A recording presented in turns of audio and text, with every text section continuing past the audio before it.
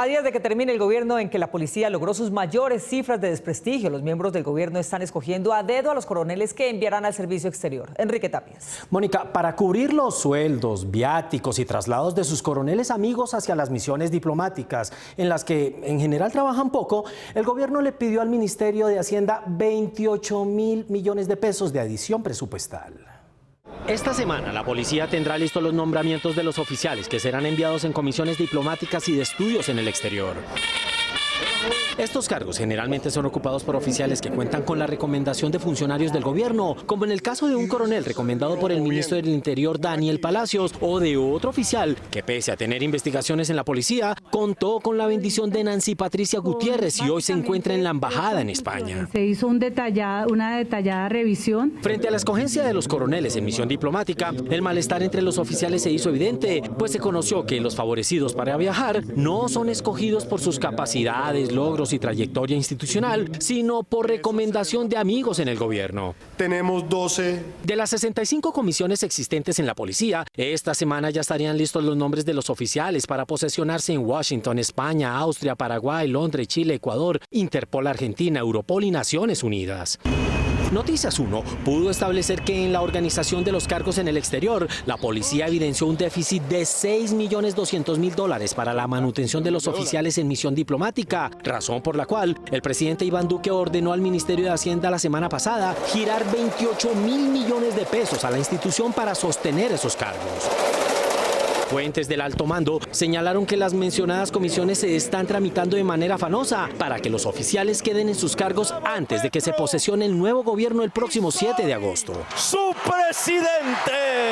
La nueva cúpula de la policía, que iniciará actividades después del 7 de agosto, tendrá los cargos en el exterior ocupados por coroneles de la policía recomendados por el gobierno Duque.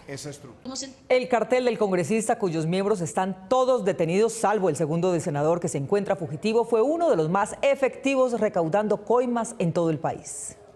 En el proceso que adelanta la justicia contra el senador Mario Castaño, se describe un gran entramado de corrupción con contratación estatal, mediante el cual el congresista tenía control sobre la viabilidad de decenas de proyectos en varios ministerios, entre ellos el del Interior, el de Cultura y el de Deporte, además de alcaldías de pequeños municipios principalmente. Con el Ministerio del Deporte, tramitó y obtuvo en algunas ocasiones la construcción de canchas sintéticas en varios municipios, como Samaná, Risaralda, Chinchiná y Palestina, entre otros, en los departamentos de Caldas y Risaralda. Sistemática, eficiente. De acuerdo con la investigación, el segundo del senador capturado era Juan Carlos Martínez, quien se encuentra fugitivo. Trabajaba bajo órdenes directas del congresista Castaño y era el que se encargaba de hablar con los funcionarios de los ministerios y las alcaldías para escribir las propuestas para la construcción de escenarios deportivos y direccionarlas para que se las adjudicaran a la misma red delictiva del senador. Por cada proyecto exigían a la alcaldía o al adjudicatario las coimas respectivas, algunas de las cuales llegaban a miles de millones de pesos. En uno de los casos, estructuraron la construcción de una cancha sintética en el municipio de Balboa, Risaralda, por un valor de 913 millones de pesos y acordaron con el alcalde Huberto Vázquez la escogencia para hacer la obra de la empresa Icotop, a cambio de una coima de 100 millones de pesos para el congresista Castaño. Mucha tolerancia. Juan Carlos Martínez también coordinó en varias oportunidades las reuniones entre su jefe, el senador Mario Castaño, y Diana Carolina Bretón Franco, directora de Recursos del Ministerio del Deporte, dependencia encargada de dar el visto bueno a los proyectos formulados ante esa cartera.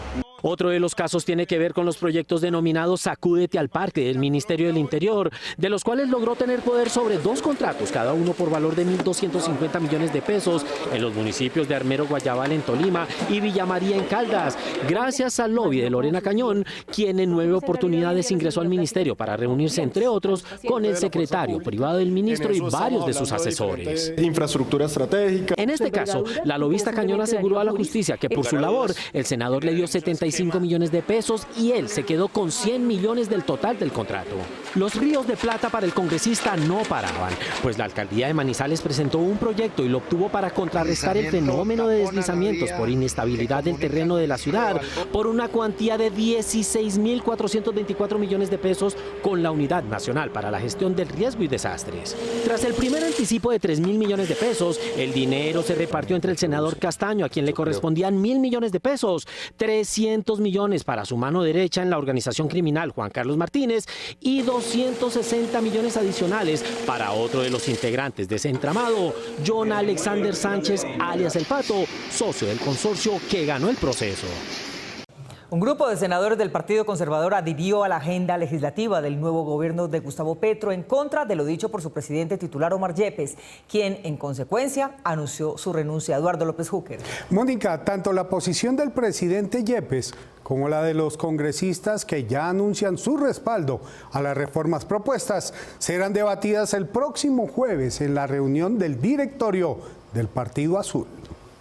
El partido debe estar en la oposición. Contrario a lo señalado por el presidente del Partido Conservador, Omar Yepes, hace 2 días, este fin de semana las bancadas de Cámara y Senado anunciaron su decisión de integrarse al Gran Acuerdo Nacional convocado por el presidente electo Gustavo Petro. Informamos a los colombianos que no seremos partido de oposición. De acuerdo con el senador antioqueño Carlos Andrés Trujillo, su partido conservador no puede estar alejado de las transformaciones que requiere el país y menos sustraerse de la necesidad de superar la polarización política y social manifestada en las protestas de los últimos años.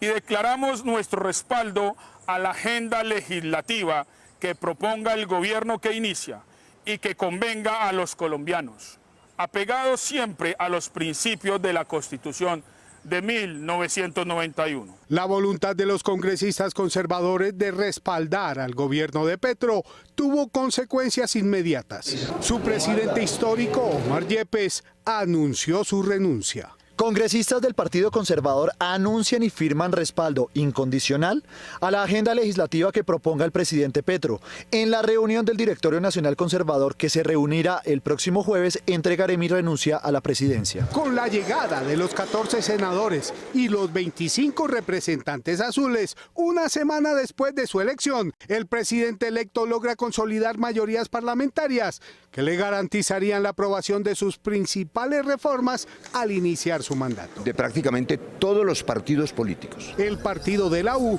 también se unió al Gran Acuerdo Nacional. Luego de reunión de bancada electa de congresistas del partido de la U, se ha decidido ser parte de la coalición parlamentaria de gobierno para la elección de mesas directivas, comisiones, tanto de Senado como de Cámara. Y esto en aras de trabajar para la construcción de acuerdos y consensos. Con 81 senadores asegurados, Petro tomará unos días de descanso en el exterior. A su regreso, convocará a su bancada ampliada de la coalición de gobierno para preparar los proyectos de ley que serán radicados a partir del 20 de julio. Un abogado del sector defensa asegura que ha visto militares retirados convocando a reuniones con los activos para incitarlos a la insubordinación y no presentar armas ante el presidente Gustavo Petro, y que en la fuerza se persigue a quienes votaron por este en las elecciones. El abogado Jorge Iván Reyes trabaja en la Dirección de Asuntos Legales del Ministerio de Defensa hace más de 2 décadas. Yo trabajo en el grupo contencioso, que es el grupo que recibe todas las demandas contra el Ministerio de Defensa Nacional, y ya tengo 22 años de servicio. El abogado Reyes denunció ante Noticias 1 que grupos de militares retirados estarían instigando a militares activos para que desconozcan como jefes supremos de las Fuerzas Armadas al presidente electo Gustavo Petro. Dice que tiene suficiente información para hacer este señalamiento. Se han hecho una serie de reuniones de veteranos y gente de la reserva, algunas asociaciones de soldados, en donde se está promoviendo pues adelantar demandas, tutelatones, marchas, protestas, incitar mucho a los comandantes de las fuerzas para que no le den parte a un guerrillero, porque eso sería la máxima derrota de las fuerzas militares en la historia. Significa que se oponen a que las Fuerzas Armadas del Estado le rindan honores al nuevo presidente de la República en una ceremonia de reconocimiento de su jefatura suprema. Al señor presidente de la República de Colombia.